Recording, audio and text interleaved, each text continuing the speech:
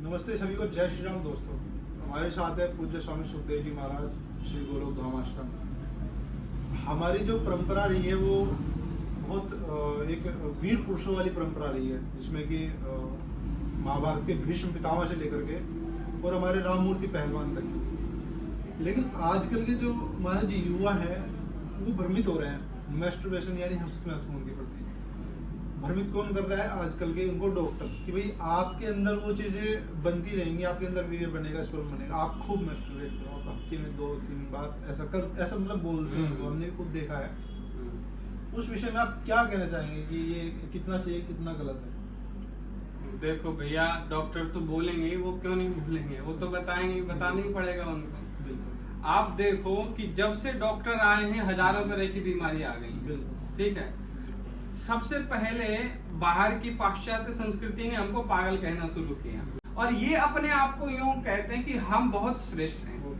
रही बात वीर्य नष्ट करो, ऐसा मैंने भी देखा था एक क्लिप की, एक कोई लेडीज है बड़ी सुंदर सी, हाँ वो बोलती है बहुत कुछ सीधा बोलती। वो कह रही थी कि खूब नष्ट करो, रोज बनता है। देखो भैया, एक होती है जानकारी और एक होता है अनुभव। जानकारी क्या है? जानकारी ये है कि आम मीठा होता है, लड्डू मीठा होता है, गुड़ मीठा होता है, शक्कर मीठी होती है, सब क्या है?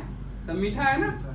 लेकिन जब आप आम खाने जाएंगे तो कैसा स्वाद है? भिन्न है ना। गुड़ का स्वाद भिन्न है, शक्कर का स्वाद भिन्न है, चीनी का स्वाद भिन्न है, मिश्री का स्वाद भिन्न है। तो जो स्वाद भिन्न है वो क्या है?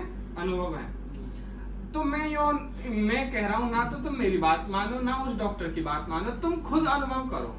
खुद अनुभव आप देखो कि आपको कैसा लगता है वो सब। उस प्रक्रिया से गुजरने के बाद में आप अपने आप को कैसा अनुभव करते हैं? घृणा होती है, सब बताते हैं कि बहुत ज्यादा जो है घृणा होती है, अपने आप से घृणा है। हाँ, तो और एक और बात बताता हूँ, तुम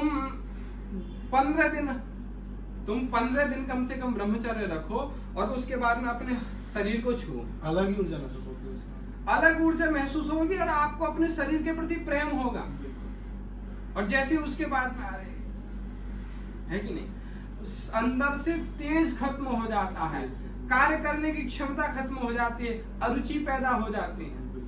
आजकल जो बच्चे लोग कहना नहीं मान रहे, चिड़चिड़ापन है, कोई काम करके राजी नहीं, काम करने में मन नहीं लग रहा है, आलस्य इसी कारण बढ़ गया है। आलस्य प्रमाद इसी कारण बढ़ गया है। वही खाद्य भोजन खाएंगे जो उचित है, योग्य भोजन करेंगे ना, कुछ भी तो नहीं खाएंगे ना, क्योंकि उसका परिणाम तो शरीर तो बनाएगा यदि आप उसको खर्च करोगे।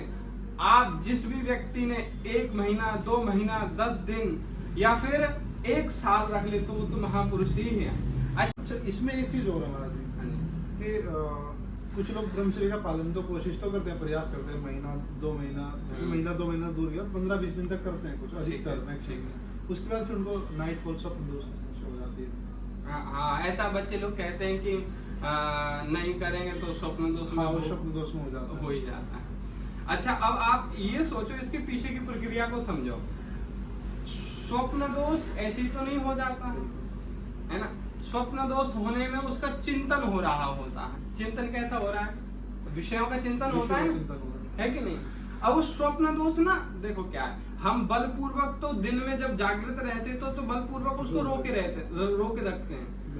लेकिन मन में जो तृष्णा है ना, जो विकार भरे पड़े हैं, इकट्ठी हो जाती है, शाम को ब्लास्ट हो जाती है रात में। हाँ, तो जो अब जैसे कि मानो कोई हमने कामुक चित्र देखा है ना, तो वो जो वीर्य है ना, जो ऊर्ध्वगामी वीर्य होना चाहिए, वो अधोगामी होना शुरू हो जाता है ना। अधोगामी वीर्य शुरू होने जाता है, कोई अन्य कामुक चित्र देख लेंगे। और आजकल तो ऐसी नग्नता हो रखी है ना समाज में कि भगवान ही बचा सकते। तो हमें ऐसा क्या करके सोना चाहिए कि वो चीजें जो हमारी दिन में जो चित्त वृत्ति इकट्ठियां होती है, जो भी हम देखते हैं वो हमारे अंदर घूमती है, उससे हम थोड़ा सा नीचे डाउन आ जाए कि हमारे अंदर वो चीजें ना आए। थोड़ा सा देखो, जब आप कार्य कर रहे होते हैं ना, बहुत मतलब आपके जीवन में बहुत सारा कार्य होता है, तो कभी अपनी वृत्ति वहां नहीं जाती। बिल्कुल, मैं बच्चों को कहूंगा, बच्चे मेरी ये बात मान लें, आपका जीवन परफेक्ट हो जाएगा।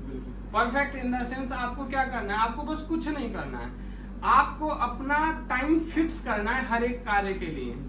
आपके पास में 24 घंटे, उसमें डिसाइड करो कि मेरे को 5 घंटे सोना है, 6 घंटे सोना है, 7 घंटे सोना है।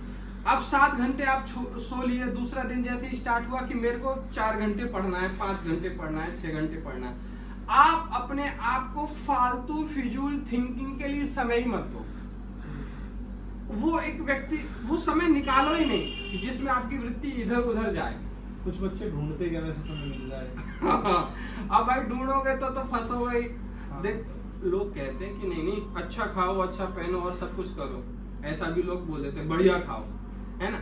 लेकिन मैं एक बात कहूँ, आप जूता पहन के जरूरी नहीं कांटे में चलना है। बुद्धिमानी क्या है कि बेशक जूता नहीं पहना लेकिन अच्छे रास्ते पर चलो। जूता पहन के कांटे पर चलने में बुद्धिमानी नहीं होती है। तो क्या है कि अपना फिक्स करो समय कि मेरे इतने समय पढ़ाई करनी है, मेरे इतने समय ये करना है। मतलब आधा घंटा भी, मैं जब अपनी व्यक्तिगत जीवन की बात बताऊं, मैंने 2 महीना 10 दिन में पूरी भगवत गीता 700 श्लोक याद कर लिया।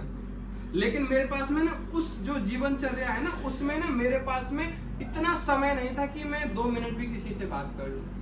2 मिनट वाले जो बात है हमारे जी, ये दिन भर बच्चे व्यस्त रहते हैं, ठीक है। शाम को जैसे वो बाथरूम में जाएंगे तो फोन लेके चले जाएंगे, तो वहाँ पे क्या है, वहाँ पे फोन वीडियो देखते हैं। बाथरूम में टाइम निकाल लेते हैं वो, अगर दिन भर भी टाइम नहीं मिला उनको तो बाथरूम में निकाल लेंगे, वहाँ देख के वहाँ तुम कर देंगे। ऐसे भी केसेस आते हैं। देखो ये ना हमारे यहाँ कहते हैं ना, संगति अच्छी रखनी चाहिए।